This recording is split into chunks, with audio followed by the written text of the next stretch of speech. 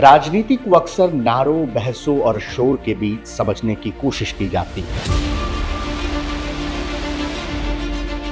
लेकिन उसका वास्तविक अर्थ उन शांत और निर्णायक क्षणों में प्रकट होता है जहां सत्ता स्वयं अपने औचित्य की कसौटी पर खड़ी होती है। यह श्रृंखला राजनीतिक विजय के उत्सव या पराजय के विलाप का दस्तावेज नहीं, बल्कि उन क्षणों का अध्ययन है जहां लोकतंत्र अपनी परिपक्वता सिद्ध करता है।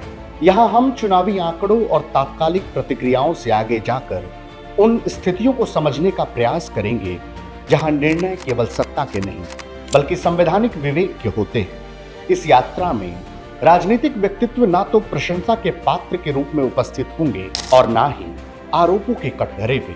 उन्हें इतिहास के व्यापक संदर्भ में रखा जाएगा और इसी क्रम में पहली कथा हमें 1977 के उस निर्णायक मोड़ तक ले जाती है जब सत्ता वास्तव में बदली नहीं थी, बल्कि वह जनता के जनादेश के समक्ष ठहर गई थी। यह कहानी 1977 की है, एक पराजय की, एक स्वीकार की और उस रात की जब इंदिरा गांधी ने सत्ता नहीं संविधान को चुना।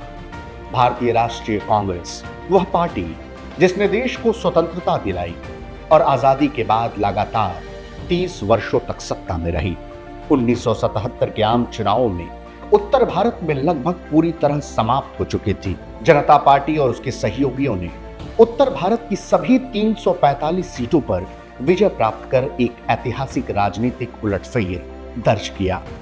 22 मार्च 1977 को इंदिरा गांधी ने प्रधानमंत्री पद से इस्तीफा दे दिया, एक ऐसा पद जिसे उन्होंने 11 वर्षों तक संभाला था। अब चलते हैं ठीक 2 रात पहले, 20 मार्च 1977 की रात। दिल्ली चुनावी परिणामों से गूंज रही थी। जैसे जैसे नतीजे सामने आ रहे थे, यह स्पष्ट होता जा रहा था कि कांग्रेस पराजय की ओर बढ़ रही है। इंदिरा गांधी के निजी सचिव आर.के. धवन ने आकर बताया कि वे अपने संसदीय क्षेत्र में पीछे चल रही हैं और हार का अंतर लगातार बढ़ता जा रहा है। उसी शाम लगभग 8 बजे उनके मित्र और जीवनीकार प्रफुल्ल जयकर वहां पहुंची। इंदिरा गांधी अकेली बैठे हुए भारी मन से उन्होंने कहा, प्रफुल्ल, मैं हार गई हूं। इसके बाद दोनों देर तक बिना कुछ कहे चुपचाप बैठी रहीं। उसी रात इंदिरा गांधी ने कैबिनेट की एक आपात बैठक बुलाई। बाहर सड़कों पर उनकी हार का जश्न मनाया जा रहा था। ढोल नगाड़े बज रहे थे, लोग नाच रहे थे, मिठाइयां बांटी जा रही थी। यह बैठक इस बार प्रधानमंत्री आवास के बजाय एक सफदरजंग रोड स्थित उनके निजी आवास के एक छोटे कमरे में हुई। बैठक में मौजूद अधिकांश मंत्री जानते थे कि वे भी चुनाव हार चुके हैं। इंदिरा गांधी ने उन्हें बताया कि वे राष्ट्रपति को अपना और पूरी मंत्री परिषद का इस्तीफा भेजने जा रही हैं। बैठक का मुख्य विषय आपातकाल था। 25 जून 1975 को आपातकाल लागू करते समय इंदिरा गांधी ने कैबिनेट से परामर्श नहीं किया था, लेकिन इस बार पराजय के बाद उन्होंने निर्णय लेने से पहले कैबिनेट से स्वीकृति ली। कैबिनेट सचिव बी.डी. पांडे और गृह सचिव एस.एल. खुराना तुरंत बगल के कमरे में गए और कार्यवाहक राष्ट्रपति, उपराष्ट्रपति बी.डी. जट्टी के हस्ताक्षर के लिए आपातकाल हटाने की अधिसूचना तैयार की। राष्ट्रपति फखरुद्दीन अली अहमद के निधन के बाद जट्टी कार्यवाहक राष्ट्रपति थे।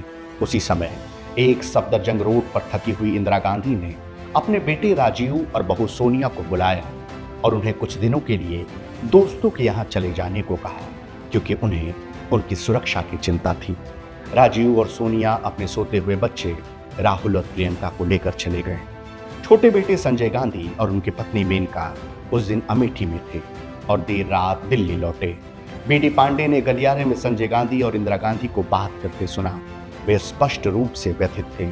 संजय से इंदिरा गांधी ने हताश स्वर में कहा, मैं जो कर सकती थी कर दिया, अब मैं शांति से जीवन जीना चाहती हूँ। 22 मार्च 1977 को सभी परिणाम आधिकारिक रूप से घोषित हो गए। इंदिरा गांधी 6 मौलाना आजाद रोड पहुंची और कार्यवाहक राष्ट्रपति बी.डी. जट्टी को अपना इस्तीफा सौंपा। बैठक के दौरान जट्टी की पत्नी संगम्मा लगातार रोती रही। जट्टी ने इस्तीफे का लिफाफा लिया, लेकिन उसे खोला नहीं।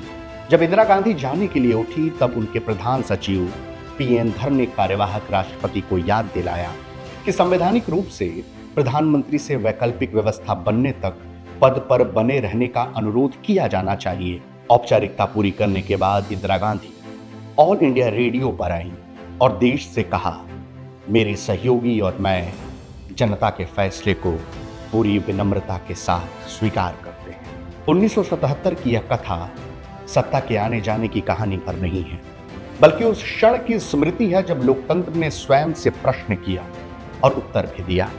यहां पर अजय किसी व्यक्ति की नहीं थी, बल्कि शक्ति के निरंकुश होने की संभावना की थी, और विजय किसी दल की नहीं, बल्कि उस विचार की थी कि सत्ता अंततः उत्तरदायी होती है। जनादेश के आगे झुकना, प्रक्रिया को स्वीकार करना और निर्णय को विधि के भीतर रखना, ये कृत्य राजनीतिक नहीं नैतिक थे। यही राजनीति इतिहास से आगे बढ़कर दर्शन का रूप लेती है, जहां व्यक्ति क्षणिक हो जाता है और व्यवस्था स्थायी। और इसी कारण यह कथा किसी समापन पर नहीं, बल्कि एक सतत चिंतन पर आकर ठहरती है, क्योंकि इतिहास वहीं जीवित रहता है जहां उसे केवल याद नहीं किया जाता, बल्कि समझा जाता है। धन्यवाद।